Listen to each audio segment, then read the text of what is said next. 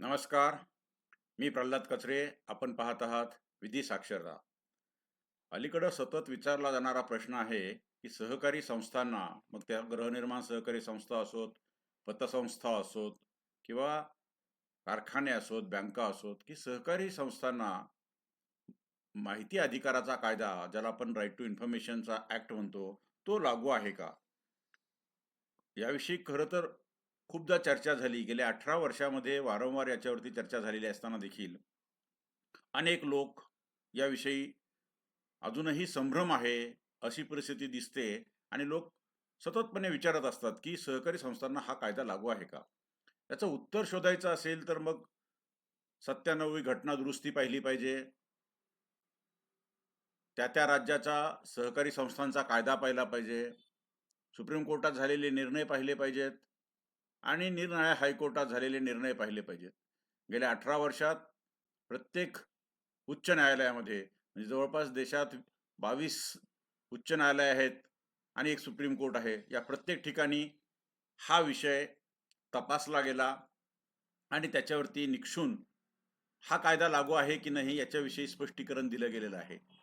आपल्या समोर आहे पहा, मद्रास हायकोर्टामधली केस आहे, जिचा निर्णय झालाय याच महिन्यात 6 जून 2024 रोजी. ही पहा, सोसायटीने ही जी ZW70 आहे, ही मध्यम primary agricultural cooperative credit society म्हणजे सहकारी पतसंस्था आहे. त्यांच्या विरुद्ध निर्णय दिला होता स्टेट इन्फॉर्मेशन कमिशनर तामिळनाडू, म्हणजे राज्याचे जे तामिळनाडू राज्याचे राज्य माहिती आयुक्त आहेत, त्यांनी निर्णय दिला होता. केस साधी आहे. इथे दिसते बघा, हे मिस्टर के जीवा हे सदस्य आहेत या संस्थेचे. यांनी या संस्थेकडं 6 मुद्द्यांवरती माहिती मागितली. खरं तर त्यांनी यांच्याकडे अर्ज केला, डेप्टी रजिस्ट्रार कोऑपरेटिव्ह सोसायटीकडं. डेप्टी रजिस्ट्रार कोऑपरेटिव्ह सोसायटीने तो अर्ज या संस्थेकडे पाठवला. संस्थेने माहिती देता येणार नाही असं म्हटलं. यांच्याकडं जॉईंट रजिस्ट्रारकडं अपील झालं. अपील नाकारण्यात आलं, माहिती देता येणार नाही असं सांगितलं. दुसरं अपील तामिळनाडू राज्य माहिती आयोगाकडे झालं आणि तामिळनाडू राज्य माहिती आयोगानं ती माहिती द्यावी असं सांगितलं. आणि त्यानंतर ते पटलं नाही, म्हणून ही सहकारी संस्था रिट पिटिशनमध्ये मद्रासच्या हायकोर्टामध्ये गेली. हे 2 रिट पिटिशन आपल्याला या ठिकाणी दिसत आहेत, 14,298/2022 आणि 13,533/2022. दोघांचाही निर्णय एकत्रितपणे या ठिकाणी 2 जजेसच्या बेंचने दिलेला आहे 6 जून 2024 रोजी. आणि त्यांनी सुप्रीम कोर्टाच्या थलप्पम ही एक गाजलेली केस आहे, त्या केसचा दाखला दिला.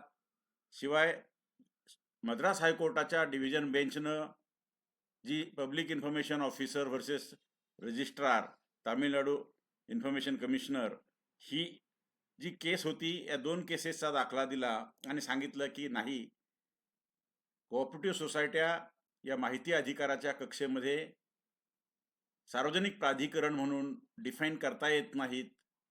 त्याची कारणं खूप आहेत. प्रत्येक संस्थेच्या बाबतीत वेगळीपणानं तपासणी करावी लागते. आणि या कायद्याच्या 2H प्रमाणे, म्हणजे माहिती अधिकार कायद्याच्या 2H प्रमाणे सबस्टॅन्शियल फायनान्स आणि परव्हेसिव्ह कंट्रोल, याच्या 2 कळीच्या गोष्टी आहेत, त्या प्रूव्ह होणं फार महत्त्वाचं असतं.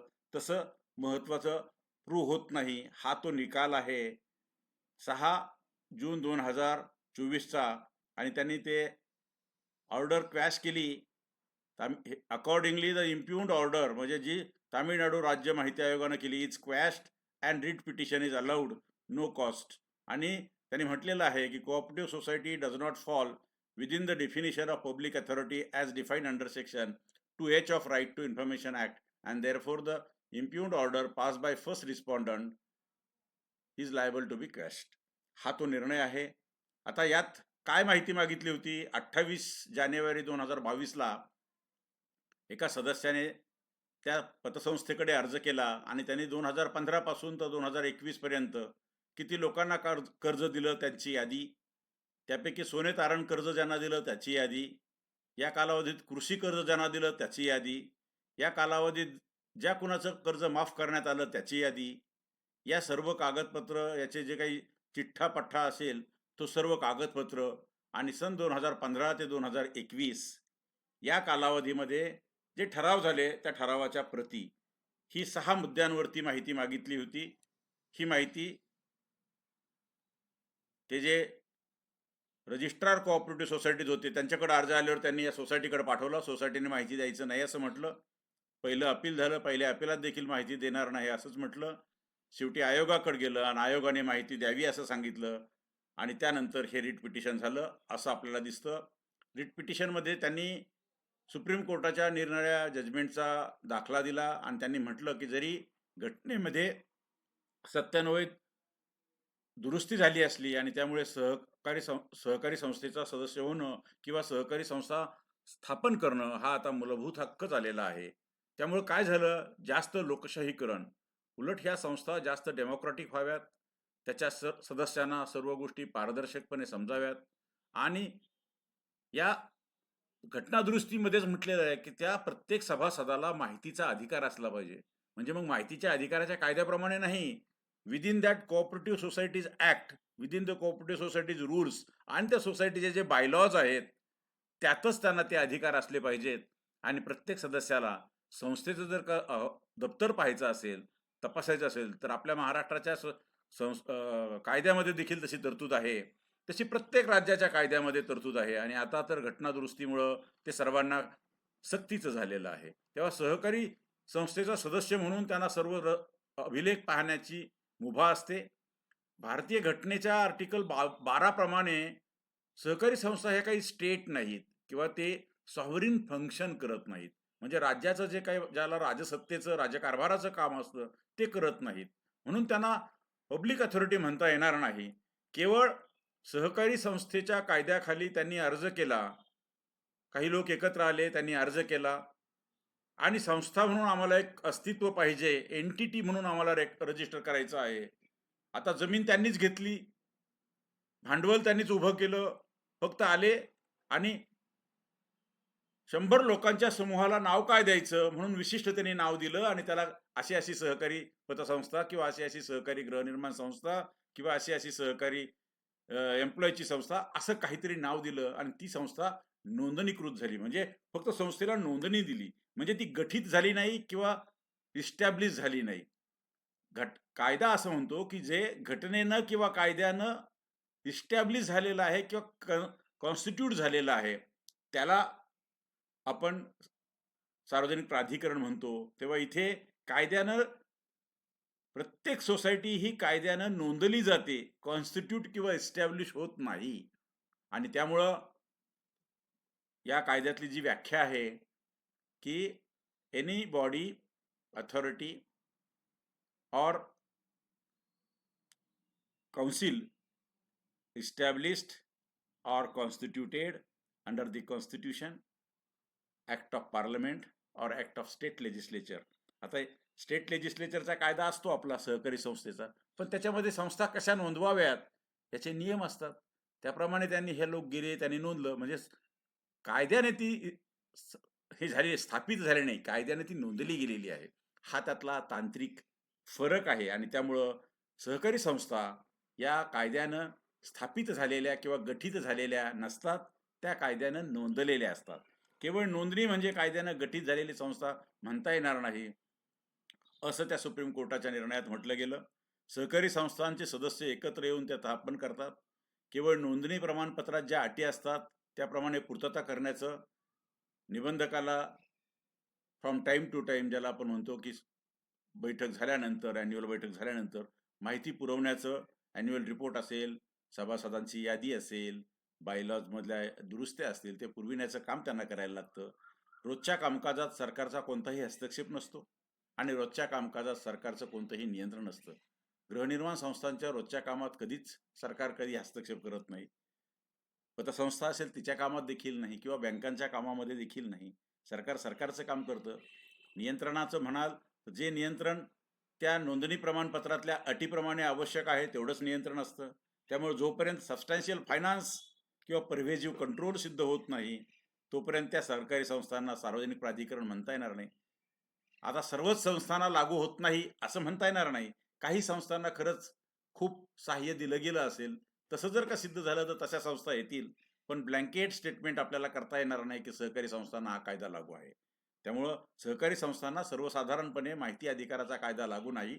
तथापि एखाद्या सहकारी संस्थेला सरकारचं प्रत्यक्ष किंवा अप्रत्यक्ष निधी पुरवठ्याच्या माध्यमातून किंवा इतर मार्गाने जर काही त्यांना भरीव आर्थिक मदत, भरीव नियंत्रण किंवा सततचं नियंत्रण असं केलं जात असेल, तर मात्र त्या संस्थेला सार्वजनिक प्राधिकरण म्हणून RTI लावता येऊ शकेल.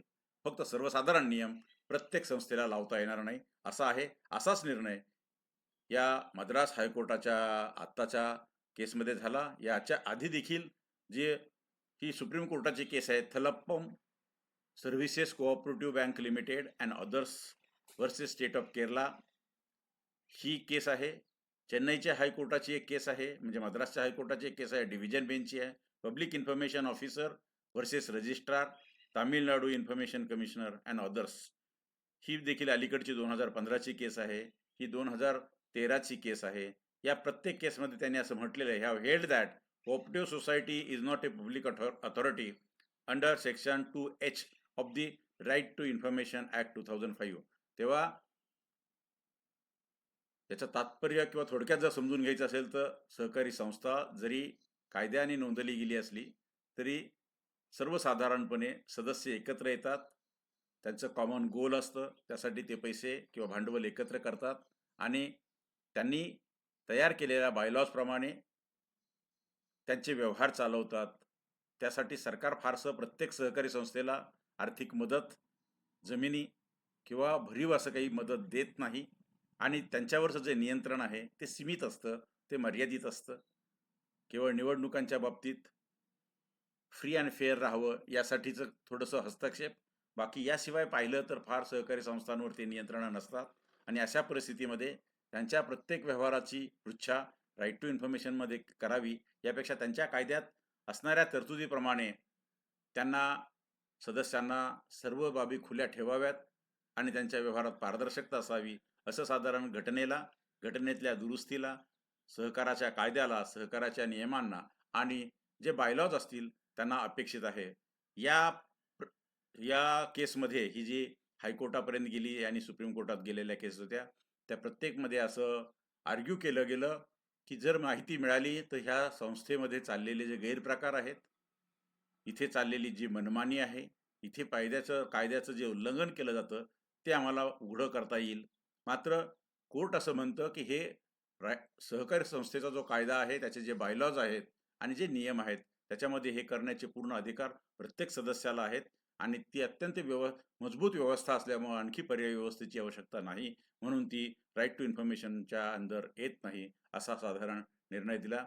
हे जे रेफरन्सेस आहेत, हे रेफरन्सेस हवं तर आपल्या मेंबर डाउनलोडमध्ये आपल्याला उपलब्ध राहतील.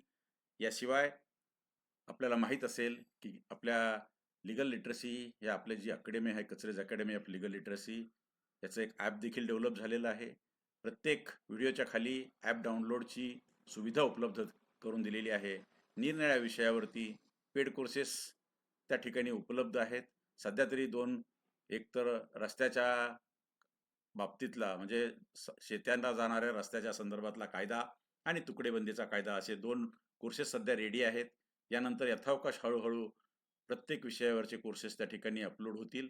ज्यांना इच्छा असेल त्यांनी नक्की ते डाउनलोड करून घ्यावं आणि आपण ते कोर्सेस देखील करण्याचा प्रयत्न करावा. ज्यांना हे जजमेंट हवे असतील, खरं तर गुगल केलं तरी आपल्याला हे जजमेंट मिळू शकतील, तरी देखील याच्या डाउनलोड लिंकमध्ये आपल्याला हे जजमेंट्स उपलब्ध असतील. ज्यांना कुणाला हवा असेल त्यांनी नक्की ॲक्सेस मागावा. सध्या आपण या ठिकाणी हे जे पहा, हे आपली कचरेज अकॅडमी ऑफ लीगल लिटरसी, आपण सर्व एकत्र येऊन कायदा, नियम, प्रोसेसेस आणि प्रोसिजर्स शिकतो आहोत. ते आणखी तपशिलात जर एखाद्याला जायचं असेल तर त्यांच्यासाठी कोर्सेसची सुविधा उपलब्ध असणार आहे. जर का आपल्याला हा व्हिडिओ आवडला असेल तर आपण नक्की लाईक करा. यापूर्वी आपण व्हिडिओ पाहिला नसेल आणि प्रथमच पाहत असाल आणि सबस्क्राईब केलं नसेल तर नक्की सबस्क्राईब करा, म्हणजे पुढच्या सर्व व्हिडिओचे नोटिफिकेशन्स आपल्याला मिळत राहतील. शेअर करा, शेअर करत राहा, फॉरवर्ड करा, फॉरवर्ड करत राहा. पुन्हा अशाच माहितीपूर्ण व्हिडिओ सह आपण पुन्हा लवकर भेटूया. तोपर्यंत मी थांबतो. धन्यवाद.